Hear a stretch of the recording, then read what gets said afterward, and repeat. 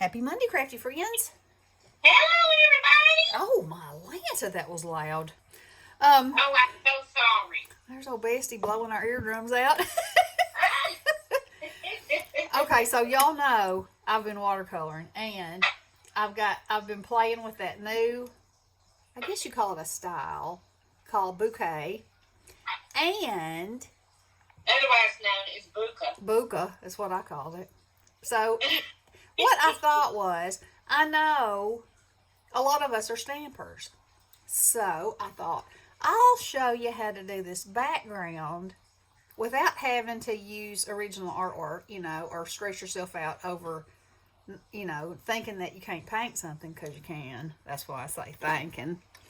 And anyway, so stamp your image. This is on watercolor paper, and I used Versified Clair. So, it's not going to go anywhere. It's not going to bleed or anything. So it's stamped. So now I'm going to go in with my watercolor, do my bouquet background. Yeah. And then paint the image, and voila. Okay? Voila. So, voila. So what I'm going to do first is I'm going to get my paper wet, and you can go right up to the edge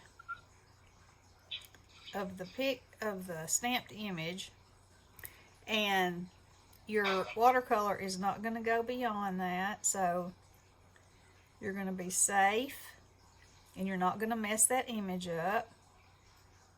Okay.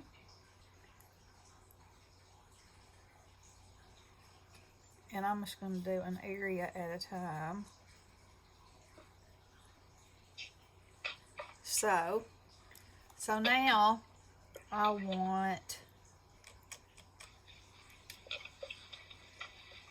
I'm just going to tap this in here and there, let it do its thing. I'm going to add some more water over here. And you can see this is really, really wet. And that's fine. Fine, fine, and fine.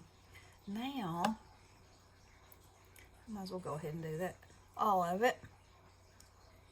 And this brush, I saw a girl using, I think her name is Prima. And I was like, how in the world is she doing all that with that tiny little brush? But with that big fat brush, excuse me.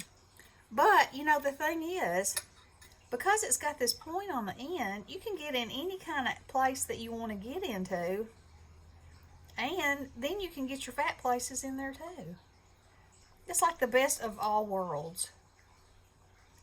Now, am I saying that I won't ever use my little brushes again? No, I'm not saying that. So you just dib and dab and try to get it in there. Now I'm going to spin this around. Now, also when you're watercoloring, true watercolor people tape their paper down so that it doesn't buckle, but I don't. For one thing, I don't care if it's got that white band around it. For the other thing,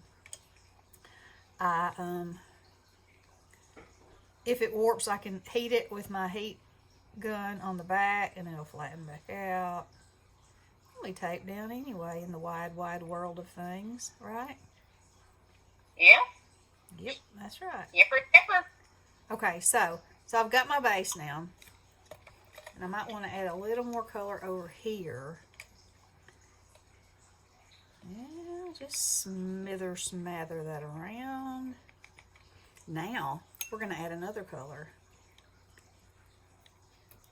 Because that's one of the things I think that makes this so cool, is that when you're doing it, you're kind of thinking, oh my, I just ruined that. But when it's all said and done, and you've done it, it's like the more color that you use, I feel like the better it looks. So this may have to be 2 videos, I don't know. I'm going to add one more color. And colors will bleed and they'll make brown. But I also find that in some instances that's a cool touch. And this is kind of a vintage stamp, so I'm gonna kind of make it rustic with my touch. All right, so now I'm going to, with my paper towel, I'm gonna tilt this. I'm gonna let it run here, there, and everywhere, and it's not gonna run on the image. Now see, it's made brown at the edge.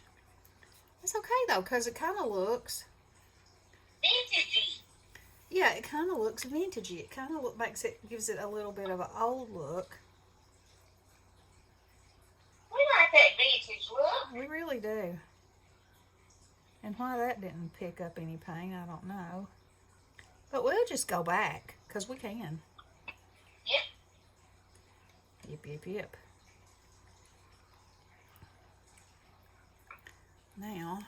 Now this is really wet. And this watercolor paper is it's the paper from Walmart. I love it. Be Inspired. Yeah. They don't keep it in stock very well, though. They don't, but we know why they don't. Because they're nuts. Because everybody likes it? No. Because whoever's in their warehouse facility doesn't know how to separate a package. Oh, gosh. That's why. That is exactly right. And if you call them and try to get them to take care of it, they act like you're crazy because you're trying to do the right thing. So. Yeah, put 2 in your order instead of 1. Yeah, and then you tell them you sent 2 instead of 1, and they'll be like, well, we have no record that we sent 2, so we can't take it back. And you're like, Okay. And here's the thing. It happened with Bestie and I. We live in different states. I'm sure the stuff came from different warehouses. And it's not the standard, because I, after that, went to the store and looked, and the barcode was different and everything. So, whatever. Their loss, as they say, their loss. And what is it, $10? Yeah, and I tried to make it right, so, if you try, that's all you can do.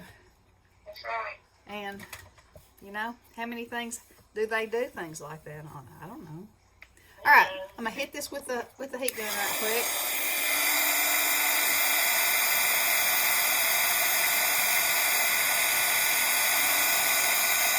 And something else to remember, when it's dry, the colors are going to be lighter. See how everything's getting lighter? So, that's just something to keep in mind when you're watercoloring, is that your images will probably always be lighter when they're dry. Although you can go back and layer paint in if you want to. And like I said, if your paper forks up, just heat it on the back and it'll flatten back out. But I'm going to glue mine onto a card base anyway. It's still not dry. So I don't really worry that much about it. But here's the next thing we're going to do. Now that's kind of cool, just like it is. I'm a fan of that tie-dye look. So all you're going to do is wet a Q-tip and rub the paint off. Okay? And you can make them whatever sizes you want.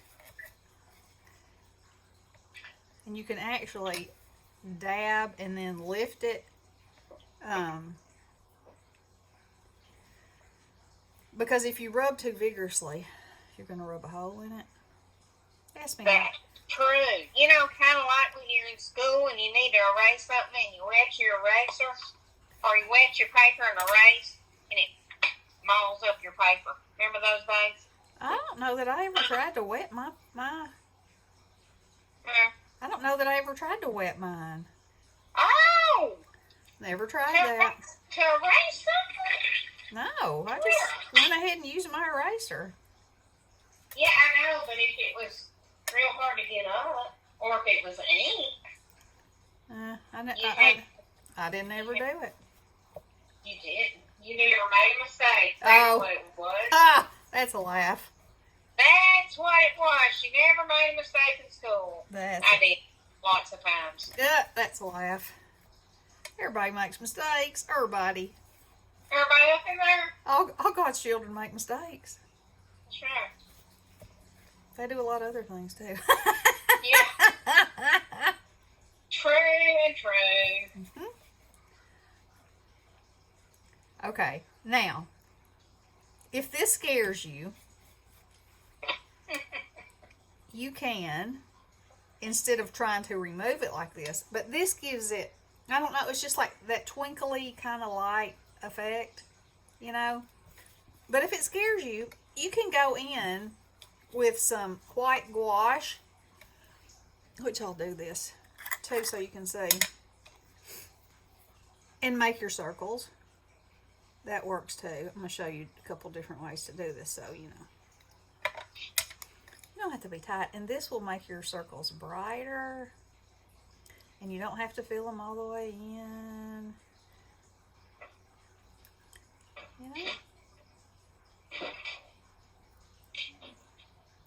So, now, in a second, I'm going to see how much time I've spent doing this. And we'll see if I have time to paint the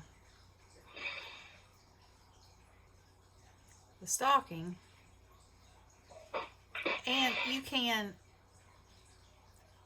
like make some of these brighter than others. You don't have to do all of them, and that will add as well to the effect. And you can put little dots. You could spray it, you know. I just think it's magical. I think it's a magical background. And it's magical how it does. Now let me see how much time I got on here. I can't read it from that direction. 12 minutes. Oh, that's not much. You're cutting it close. I know. So I got about 3 minutes to try to get this painted. Because it takes too long to load video, doesn't it? Yeah, it does. It definitely does. Okay, so this is kind of a green. I'm getting a message from somebody. I'm in a phone call. I'll be back in a minute. All right. So I'm just going to quickly fill this in. And probably, I mean, I'm not going to be able to finish it like I want to. So I'll, on here, I'll finish it like I want to. And then I'll show it in the thumbnail finish. How's that? That might be good.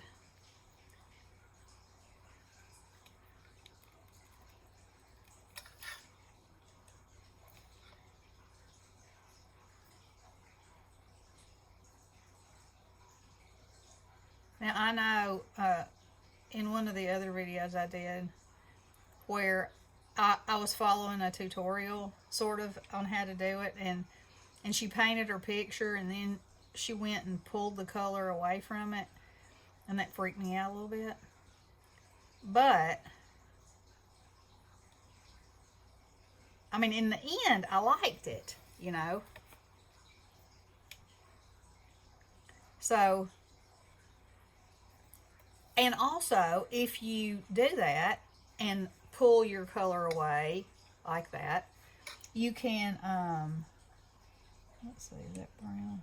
You can always go back and add it in, you know. And I'm getting better at mixing my colors. Like, I just mixed purple with that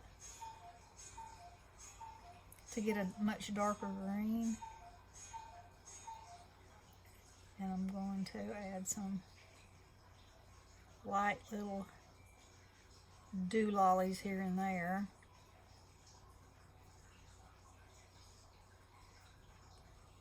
Do this. And then I'll lift some off. Alright, let's see. I can't see for the glare of the sun. 14 Are you minutes. there? I am here. Are you there? I'm there. You still on? I am, but I'm about to have to get off. Okay. So, Let me finish this heart right here. And then I said that I would completely finish it and use it for the thumbnail so they can see what it's going to look like. Oh, yes. Because, Lovely. yeah, I don't want it to last so long that, you know, boredom sets in. For me, for having to load Boredom it. for you? Boredom for me for having to load it for so long, you know. Right. Okay, so I'm going to stop right there. I will finish it. And before I stop it right there, I got some paint crawling. That green must not have been wet. Must have still been wet, excuse me. So you can erase. That's erasing. Alright, so I hope you enjoyed this. Let me know. And y'all try it and let me see. Share my joy. Share my joy. You can do it. You can do it. Alright. Alright. Love you guys. Have a great week. Blessings.